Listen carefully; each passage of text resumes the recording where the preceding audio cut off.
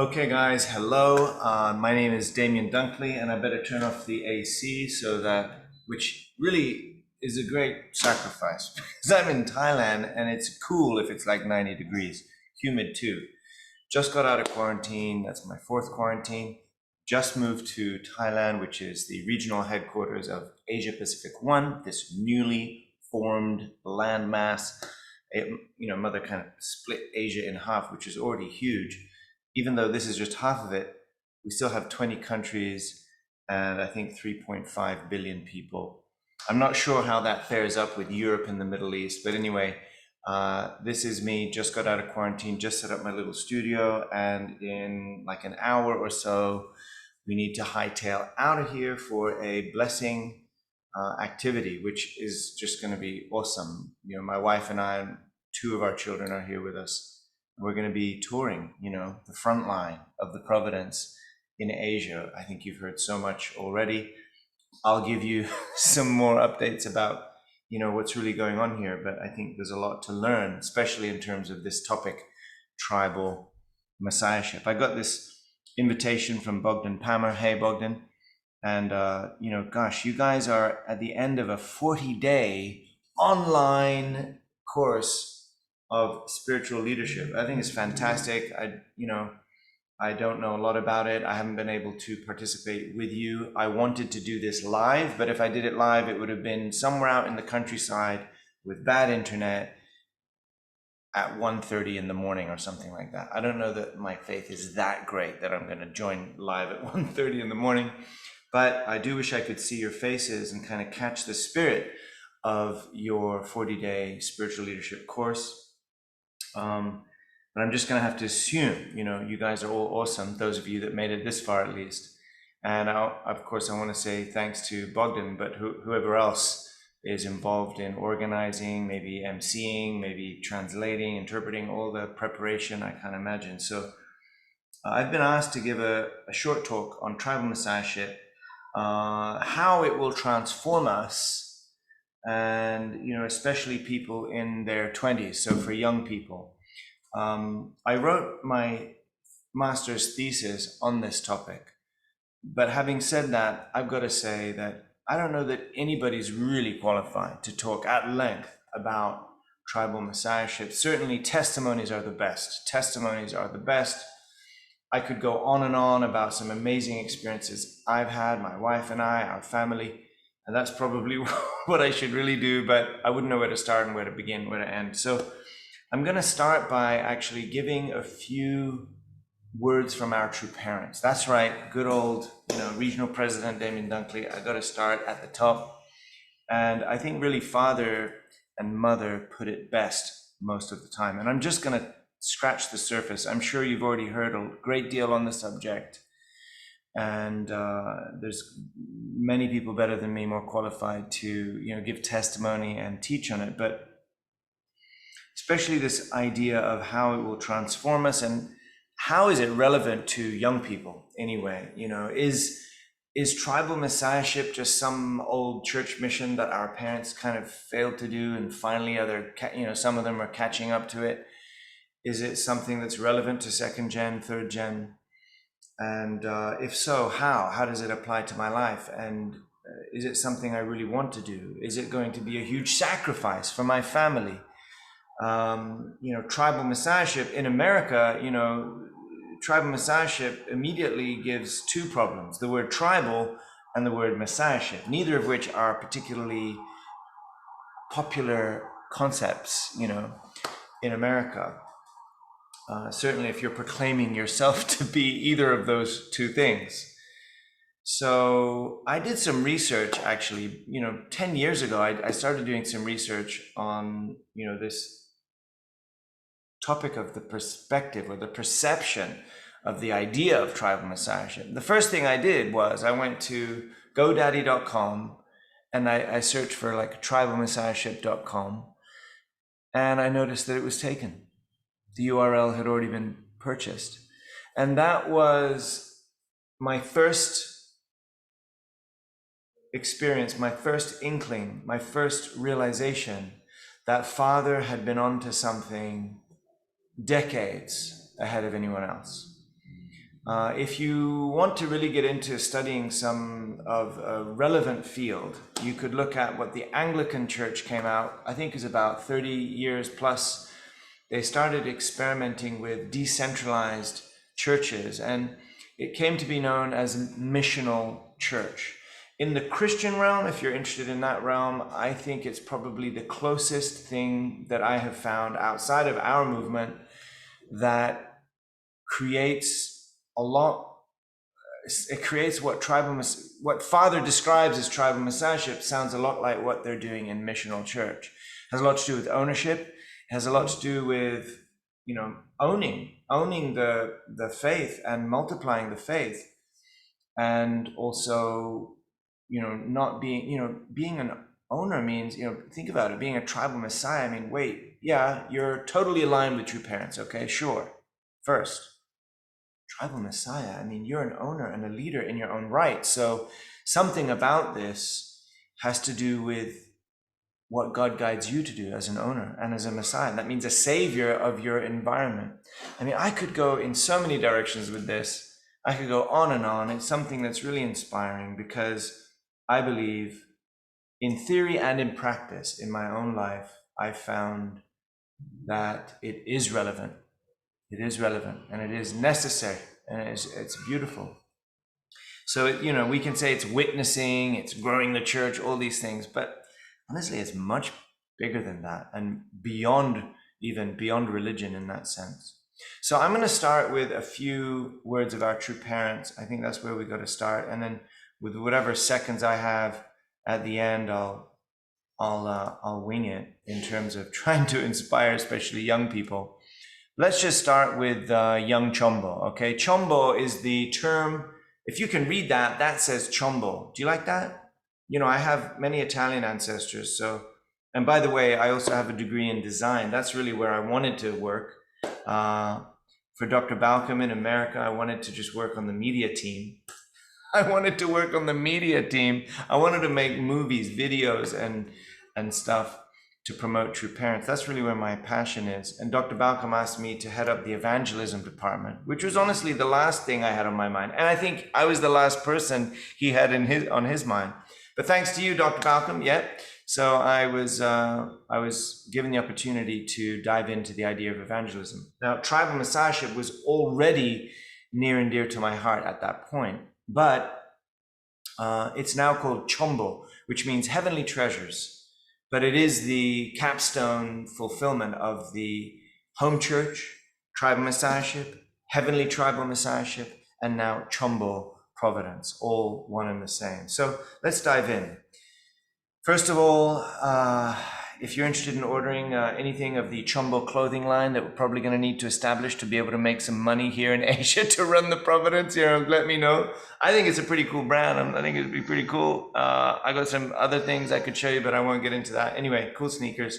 Okay, this is, speaking of Italy, this is the Amalfi Coast. And we always see pictures of the Garden of Eden without the ocean. And I'm wondering why. For all of you ocean-loving people, Father included, I'm sure there's a lot of ocean in the Garden of Eden. This is Amalfi. It's beautiful. So if any Italians watching, you know what I'm talking about. This is where my Italian grandmother was from, in this area.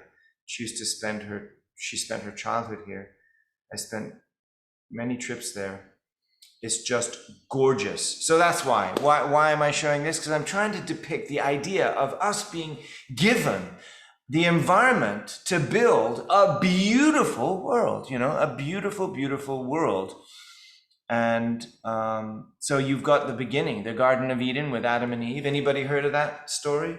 Heavenly Parent, Adam and Eve. And we've heard of the three great blessings, right? To become a heavenly, I would term it this way, to become a heavenly individual, to become a heavenly family, and to become a heavenly steward. When we learn these, we kind of feel like it's sequential, one before the other. And to a certain degree, it is sequential, but also it's parallel. These are all things that we're developing and experiencing at the same time as we grow.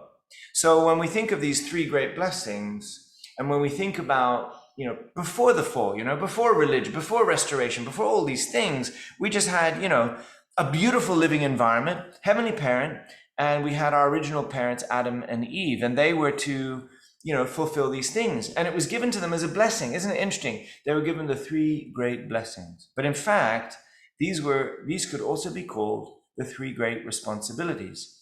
Now, responsibility is not a term that Adam and Eve would have had to have shirked from or feel pressure from. Responsibility and blessing is really synonymous in a sense, okay? They go hand in hand.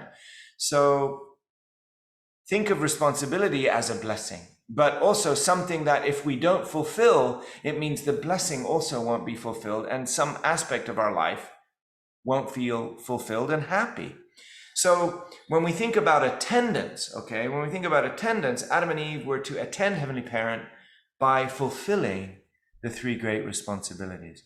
And honestly, that would have been pretty cool, right? I remember Father saying that we would have reached technological perfection by, within 700 years of Adam's own birth. 700 years, I think, includes Adam's own life, maybe. I don't know, because they counted years differently. He was what, 900 and something? How old was Adam? At least 700 years, right? So point is, we would have already reached technological perfection more than we have today. Elon Musk would have been, somewhere around the 400-year mark or something, right? So we would have been way beyond where we are today, even. So that was Adam and Eve's course.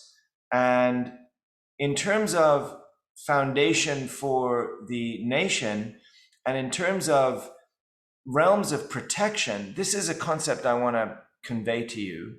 And I'm going to share some Father's words on this too. Think about the individual.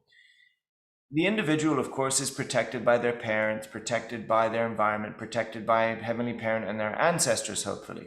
But honestly, the full, realm of protection for the individual doesn't exist without the family. It's the realm of the family that really secures the realm of happiness and protection for the individual, right? So what about the family?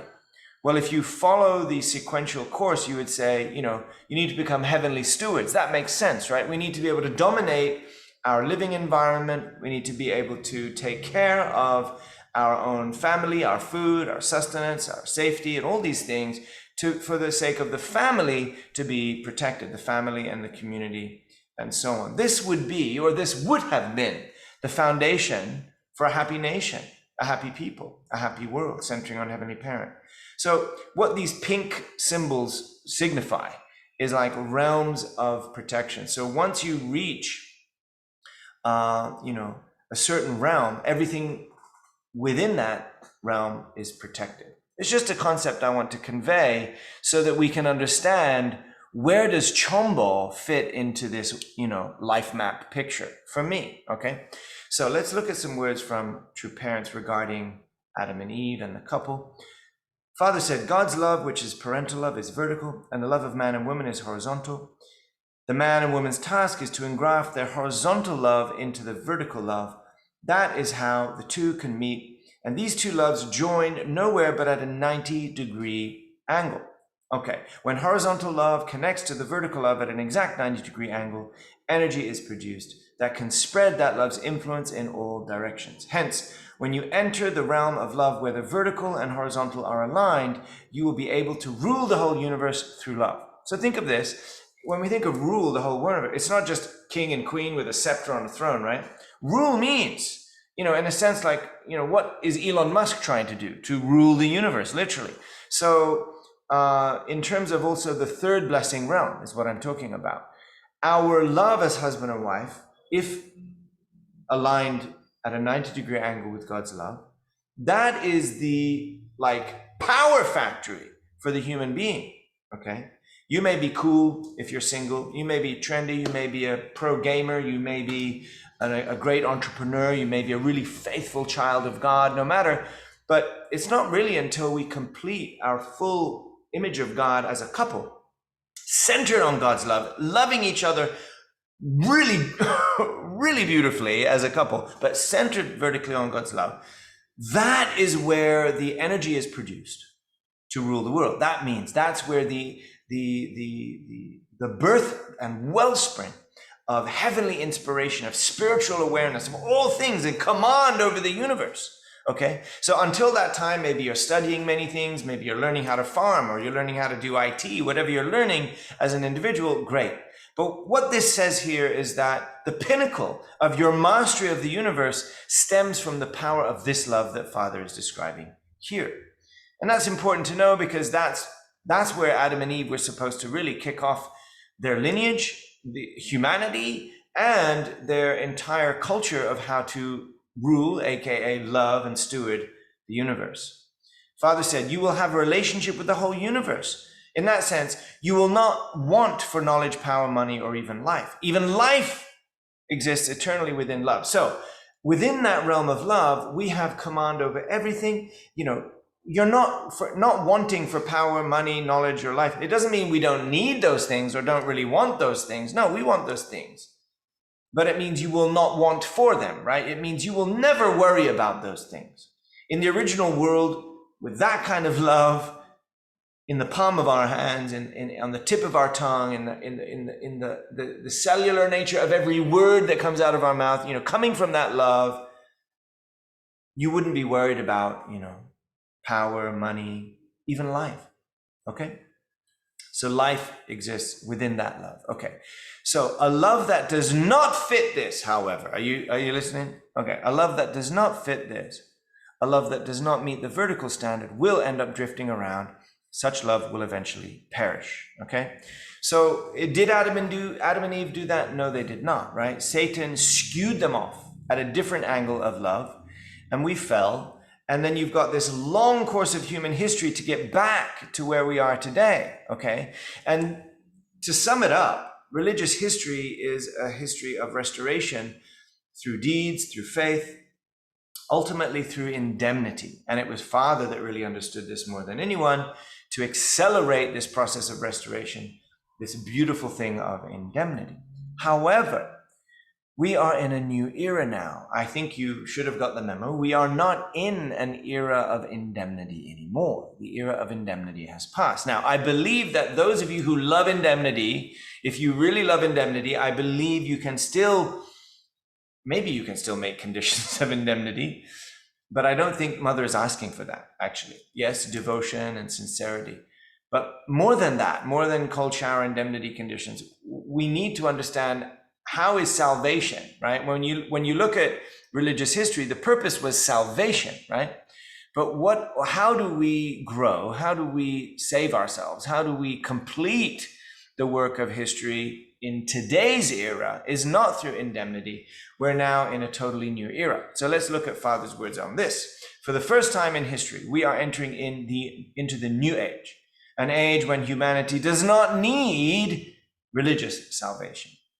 The Family Federation is creating ideal families in order to complete the work of restoration. So to complete the work of restoration and to establish God's ideal of creation and build the heavenly ideal world. So Mother's literally fulfilling this. And if you listen to Mother's words, you hear all of this in her speeches, right? Christianity was not able, when we say Christianity failed, we've got to be careful. It wasn't Christians that failed, by the way. It was actually Christian leaders of that time. And that has continued till now to a great degree. But Father and Mother themselves were the most noble and sacrificial Christians, okay? And all of the people in the early church and all of the people, just like in Jesus's time, you know, there were no such thing as Christians around Jesus, right? They were faithful Jews who were somehow attuned enough to understand enough about Jesus at the time to catch that he was there to reform and bring the church and bring the people to a new level and a new era. Okay, that failed, so Christianity happened, but the purpose of Christianity, 2,000 years, was ultimately to receive the returning Messiah, especially to receive the only begotten daughter of God. And this is something that Christianity perhaps did not understand, but that's the leadership. So true parents had to make unification church, family federation, etc. But Father's words here are talking about getting beyond religion altogether, right? Because it's the ideal family. So something about the family holds the key, and you all know this, right? So the family holds the key to complete the work of restoration. So for all you, young at heart or BCs out there, wondering whether or not there really is any responsibility for the blessed family, yes, there is. There's still responsibility to establish God's ideal of creation and build a heavenly ideal world. And that's a cool thing, okay? Back to that picture of Amalfi or whatever your happy picture of a heavenly ideal world looks like. Okay, so we're now in a new era, and Father explained this era, we have to approach salvation through attendance, not through indemnity, and it's different. So what is attendance? We could go on for hours about this. What is attendance? I'm going to break it down real simple, okay? Originally, our attendance would have been to fulfill the 3 great blessings. I hinted at that about 10 minutes ago, right? So Adam and Eve would have fulfilled the 3 great blessings. There would have been nothing more for them to do in attending God than this. This would have been the fulfillment of the 3 great blessings, and that's attending. What does attendance mean? Attendance means to really carry your parents' dreams, hopes, and burdens, if they have them, in your heart, right? So what does that mean for us? It means we need to really consider the hopes and dreams and burdens of Heavenly Parent, the hopes, dreams, and burdens of true parents, and the hopes, dreams, and burdens of our parents, okay? And hopefully those are all aligned. Those hopes, dreams, and burdens should all be aligned, God, true parents, and our parents, but maybe our parents are still learning how to fulfill those, dreams themselves.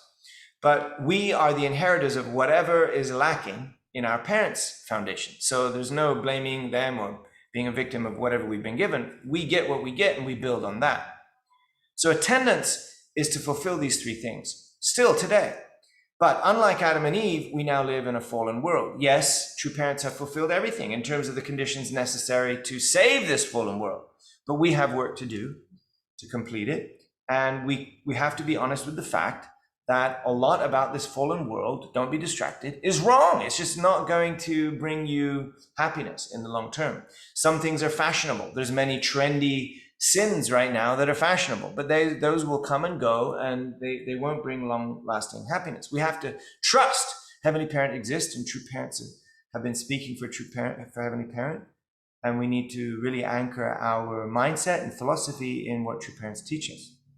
So, but to keep it simple, to remember, the fact of the matter is we are living in this fallen world, and nobody really knows how to solve these problems. We have real problems. And no matter what side you are of any equation, clearly we're not living in a heavenly ideal world. We're not living in a peaceful world. And even our world leaders kind of don't really know what to do, okay? Maybe they know what to do, but they really don't know what to do. What does Mother say about it is this: humanity cannot solve the challenges we face today without our Heavenly Parent. This is the missing piece. So however fantastic your philosophy is, or your trendy idea is, or your concept is, okay, fine. But is it in line with Heavenly Parent? If it's not, forget about it. I seriously don't have the time or interest to entertain things that are outside of Heavenly Parent's will, because it will just be something I'll work on and fight for, and then ultimately have to throw away because it's not long lasting. Mother says, the time has come for all 7.8 billion people of the world to know that we are one family, that's supposed to say one family, as children of our Heavenly Parent. We're one family, but we have a Heavenly Parent, and our Heavenly Parent has a will and a desire for us. So because we're living in a fallen world, unlike Adam and Eve, we don't just get 3 blessings, I believe we get 4. Now this is kind of an idea that I am kind of coining. I am spearheading this concept. I've even reported it to True Mother. I even asked Dr. Yoon, is it okay that I promote this kind of idea? And he said, there's nothing about your idea that I can say is wrong. Okay, so I already reported to Mother that I believe Cheonbo is the 4th great blessing. And God could not give it. God gave the first 3, but only true parents could give the 4th great blessing. And it is a blessing. It's not just a church mission. So let me explain. So back to the drawing board, okay? What does attendance look like now? If we want to be happy, we need to understand this point. Adam and Eve wanted to be happy, right? In order to be happy, all they needed to do was fulfill the heavenly individual, heavenly family, and heavenly stewardship. So we have these three things if you want to be happy, but there's one more blessing and responsibility that we've been given, which is Cheonbo. All these things lined up exist now for the foundation of a happy people, nation, and world. And again, to remind you of this idea of realm of protection, it still exists. For example, if you believe that Cheonbo can be avoided, this is kind of the fear, the way of inspiring you through fear, okay? If you think that Cheonbo can be avoided, then you have to look at this map and see that not only is it a stepping stone and a foundation for heavenly unified nation and world, it is also the realm of protection for your work, for your mission, for your family, and for your own self. That's how important it is. So let me read it, not from my ideas, but Father's ideas. Father said, and this is some words of warning from our true Father, but please use it as a real cold shower, wake up voice of clarity from heaven, okay? Father said, your wish as an individual should be to mold your family into one that stands on the side of heaven, okay? Nobody's going to argue with that, or few would argue with that. After establishing such a family, however, your attitude may become, I have gone through hell and beyond for the matter of the blessing, and I have overcome all the obstacles. I've reached my goal now that I'm married, right? And gosh darn it, especially for first gen, they can relate to this concept for years and years on the front line, sacrificing just to build a family. And then second gen grow up in this family, wondering, many of them, why our parents had to, offer so much, sacrifice so much. I'm not going to go that way. I love them. I love their faith. I love their determination. And yeah, okay, I love true parents, but hold on a second here. I'm not just going to dive in and put my children through what, I went through, something like this. So many second gen feel that way. But Father's speaking here especially to everybody, but especially to those who worked really hard just to get to the blessing, okay, and establish a family, many of whom gave up their young years for the church and then had to kind of play catch up in terms of learning how to raise a family, right? So naturally they may have thought, okay, finally I can take a rest. Okay, that's what Father's saying, right? But you can't rest at the level of family. And, you need to become professional. You need to not just make kids. You need to really take dominion, centering on that love you create between husband and wife. We need to take dominion over our environment, become professional, become successful. It's not just a matter of life of faith, and then God's going to do everything for us. We need to really take dominion over our environment. And I believe that many second and first gen, if this matters, I don't know if in Europe, Middle East, you come across this, but this becomes a little bit of a point of a gap. I don't think there's necessarily disagreement over it, but certainly culturally, there's a bit of a shift here between the generations, because perhaps many times first gen come across as only really caring about, and faith and the religiosity of our growth. That's a lot of it to do with restoring the individual. We spend less time on really giving value to, or perhaps education and support around heavenly couples and heavenly families. We of course read True Parents' words on it. We know that we're supposed to become blessed families. But honestly, I just got to say here that in our movement, we don't always give each other enough space and enough forgiveness for perhaps not showing up perfect, perhaps being able to admit my family is not perfect, my couple is, struggling about this or that. So I would really encourage us to be a community that can call a spade and get help when we need help. We shouldn't have to water down the truth. We shouldn't have to water down our goals and our ideals, but we also need to be a people who can embrace the process, okay? So Heavenly Family, honestly, the realm of supporting Heavenly Family practically hasn't always gotten the attention it deserves. And I think a lot of BCs really pick up on this. But it's not just that. It's also the realm of heavenly stewardship. This is as important, okay?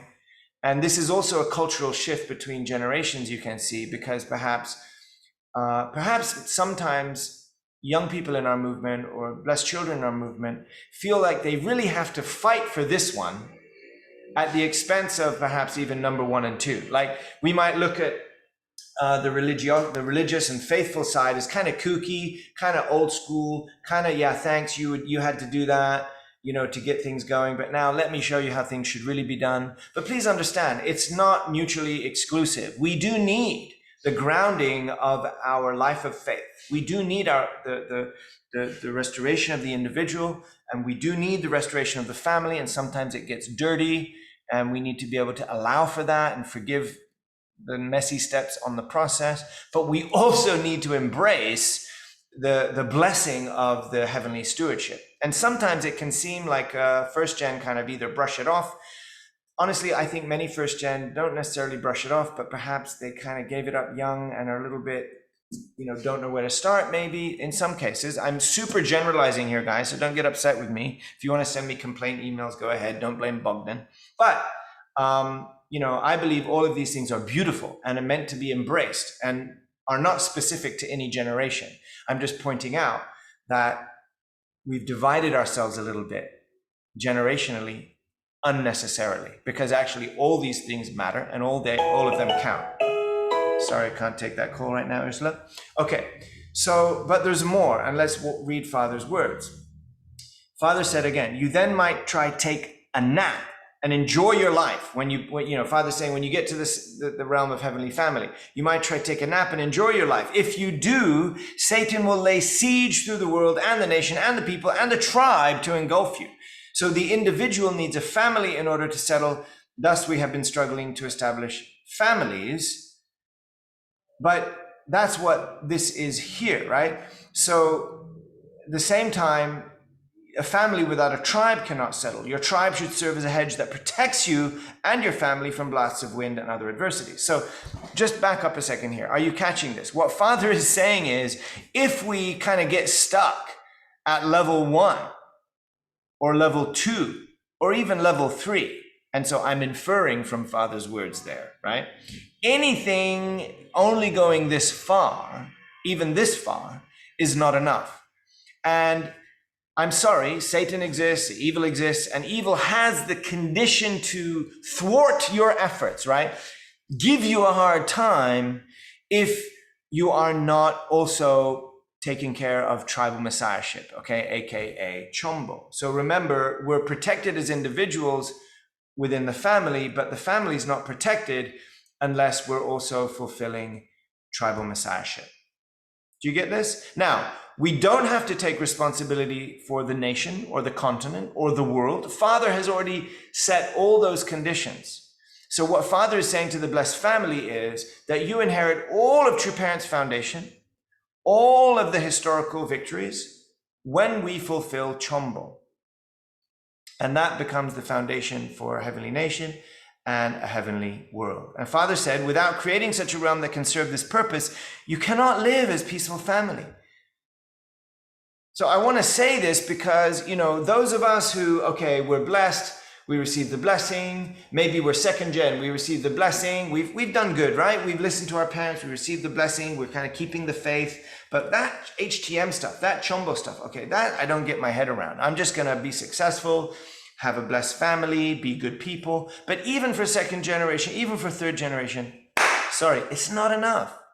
Mother said clearly in front of me, tribe messiahship, Cheonbo is not a one generation thing, at least a 3 generation thing.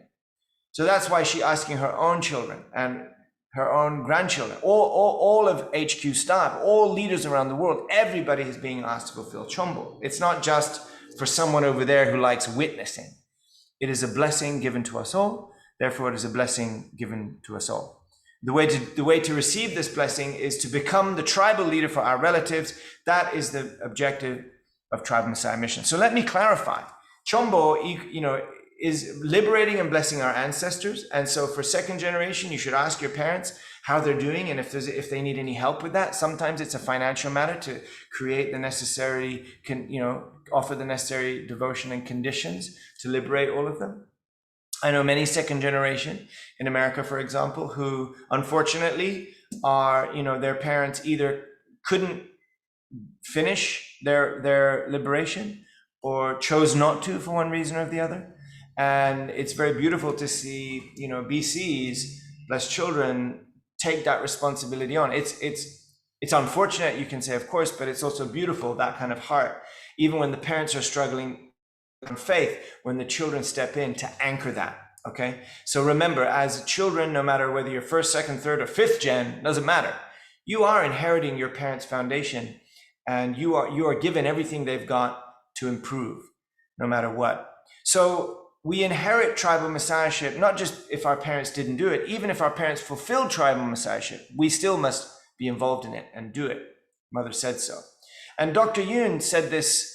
I was so liberated when I heard this coming out of the top leader in the church, right? Witnessing to 43 couples is not just a church growth system, it is a training program to accomplish the 3 great blessings and the 4 realms of heart. So I've been saying this for years. And it's the first time I was really like confirmed that what I believe to be true. When we do tribal messiahship, it is not just a mission. It is, to do it right, you naturally must go through all of the 3 great blessings and 4 realms of heart.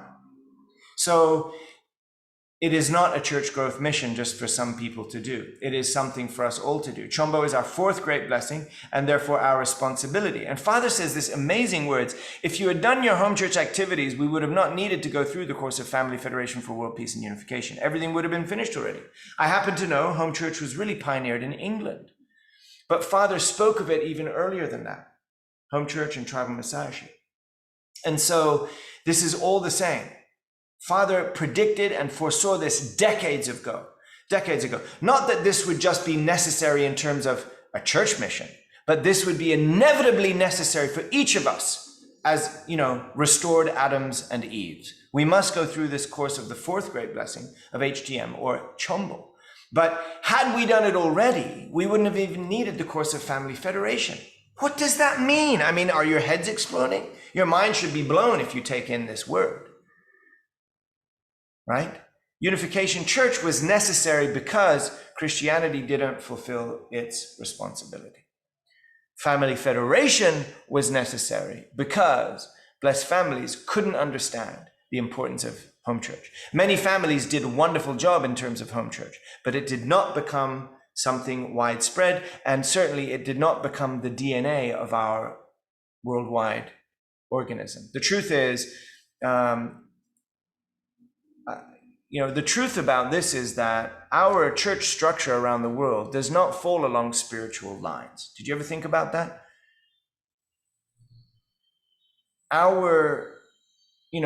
We have many churches around the world, but there's not one church pastor that is the spiritual parent of their community. Think about that.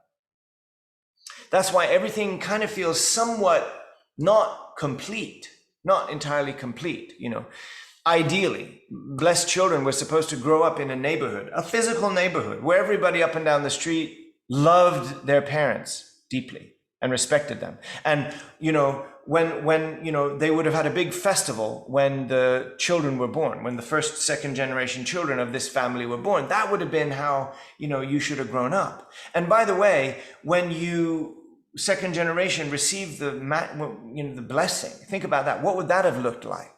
It wouldn't have been something you have to go off to some secret center to do and kind of hide from your friends at school, or, be misunderstood by people in your neighborhood. Literally, I think in the ideal world, the ideal unification church conclusion would have been, we finished that first 40 years and all of those elder members that sacrificed so much constantly for the mission. Impossible. They did an impossible thing. But had they also somehow managed to completely anchor home church, tribal messiahship at that time, and that would have automatically become the structure of our movement or of our worldwide family, centering on those spiritual lineages, parents of the neighborhood, and children growing up in those neighborhoods. Think about it. Blessed children would have, their blessings would have been celebrated in the villages, in the towns, maybe even paid for, sponsored by the families that had received the blessing thanks to that child's parents, the tribal messiah. I mean, just think about it. What would an ideal world look like? I often go into this in depth and ask people to imagine what would it be like going into a local supermarket if that supermarket was run by a blessed family within your parents' blessing area. Think about it. What would it be like going to school with other people? I mean, when we talk about substance, Mother's thinking about that. And when you go to Korea now and you see what Mother's building, she's really trying to build substantially the ideal world. And by the way, there's so many coffee shops. You know, Europeans, you'll be happy. There's literally coffee shops everywhere. More coffee shops than prayer halls in the kingdom of heaven, apparently. So Father's saying here that had we done our job, 30 years ago, we wouldn't have even needed the family fed. That's a huge statement. If you reverse engineer that statement in today's providence, it means the primary purpose of family federation, therefore, must be to fulfill that which should have already been done previously, HTM, okay? So that's why, at least for me, I put at the center of everything, and I'd rather include everything within that realm and focus on Cheonbo. How do I focus on Cheonbo? I think about, what will make my heavenly character, what will improve my heavenly character today or this week? What can I do to contribute to a better, more heavenly family this week, today? What can I do what is it God is guiding me to do, become a more heavenly steward? And what must I do to really go the next step with my Cheonbo? This is something that within the Cheonbo Challenge of Asia Pacific 1, I'm guiding the leaders and the members every week to really meditate and pray and plan on these types of simple questions. I believe these are important questions because they are, the action plan questions for the 4 great blessings that we are all destined to fulfill. So it's ours to build. That's what, maybe the simplest way to explain to younger people about Cheonbo is it encapsulates everything that you dream of, actually, originally. It should do. That's the purpose. I'm not sure if I'm starting to come across slowly now. My internet's going and I'm recording this session on Zoom. Sorry if I'm starting to ghost. But think of the ideal world that you would love to grow up in, you would have loved to grow up in, that you would love your children to grow up in. Sure, it may take more than 3 years. It may take more than 3 generations. I don't know. But even the work, the process of attending Heavenly Parent, attending true parents, which means ultimately to fulfill Cheonbo, the 3 great blessings, the 4 realms of heart. And what is Cheonbo? Cheonbo, the 4th great blessing, is simply the responsibility to multiply our victories in the first 3. And we cannot wait until we're perfect to do so. And neither can we just think we can do Cheonbo or do witnessing without really, taking care of our spiritual and physical health, and taking care of our relationships in our family, and taking care of business, our stewardship.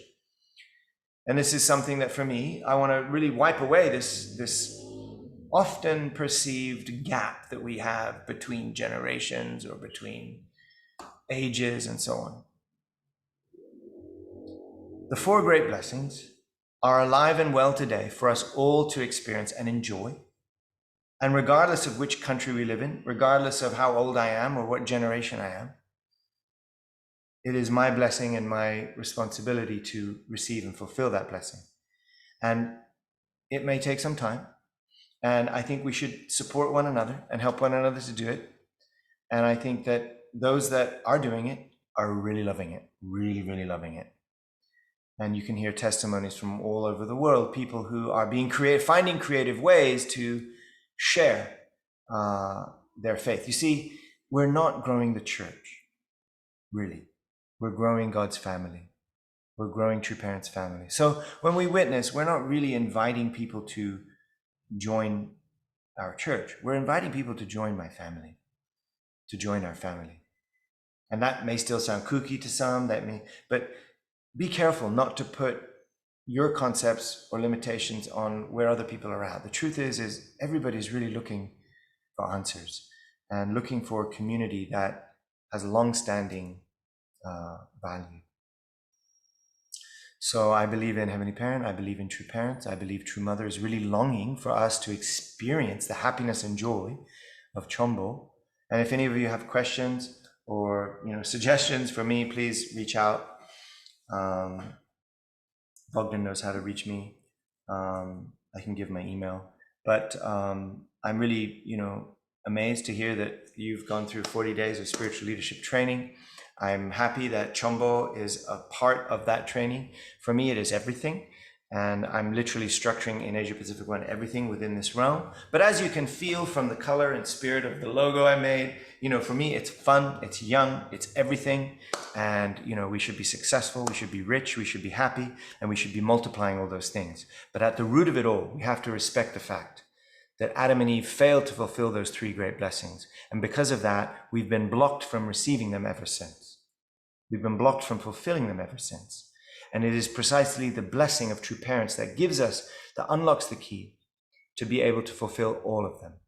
So you may still be wondering, you may still be on a journey with your own faith, fine. But I promise you, right now, in your village, in your town, in your city, there's people who know you and there's people who don't know you yet, who are praying every night in their own way, praying every day in their own way, longing to find the answers that true parents gave you, longing to find the blessing and to be given a chance to restart their life, to be given a chance to clear the mental fatigue and the distractions that exist in their spirit world because their ancestors are longing to be liberated and blessed.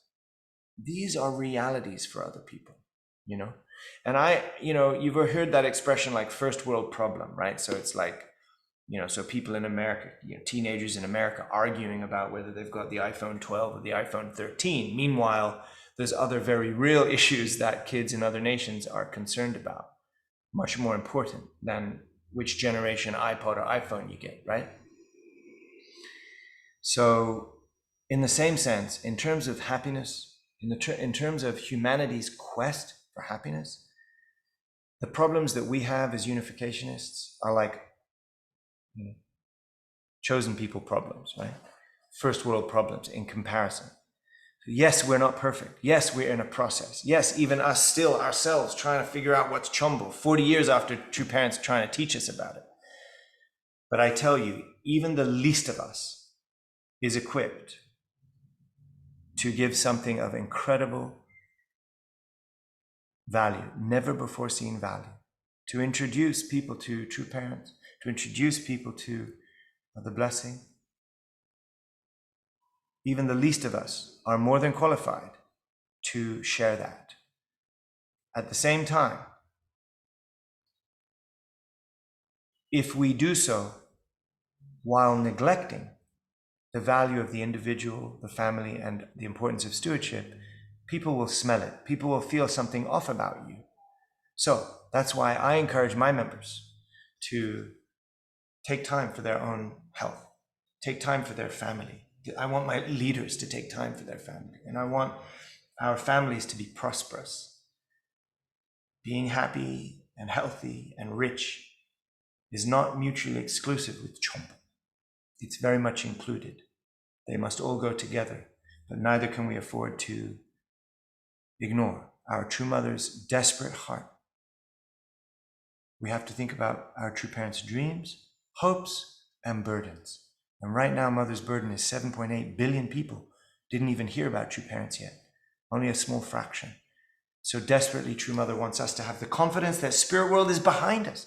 I tell you, those of you who really pick this up and just try it, I promise you, you will feel exhilaration and extra energy and extra inspiration and extra wisdom to figure out the things that maybe our leaders can't tell us, that I can't tell you, that other leaders can't tell you, how to solve uniquely in your environment.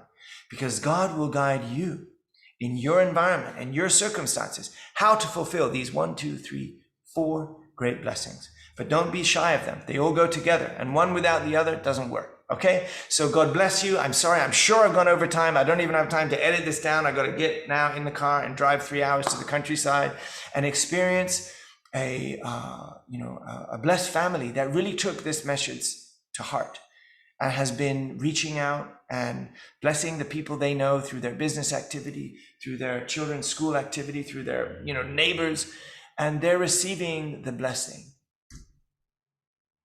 And I'm here to say, don't just receive the blessing, give a donation to True Mother and study about how to become Cheonbo too. In my mind, what is Cheonbo is a heavenly influencer. And we're always influencing people. Let's just become heavenly influencers, heavenly treasures. So again, sorry for going over time. Love you all. Love to come by someday. In the meantime, thank you, Dr. Balcom, and all of our sub-regional leaders and youth leaders and all the staff working on this workshop. All my love and love from Yumiko and me and the kids to Europe and the Middle East. Peace out, Cheonbo, and see you at the next one. God bless you.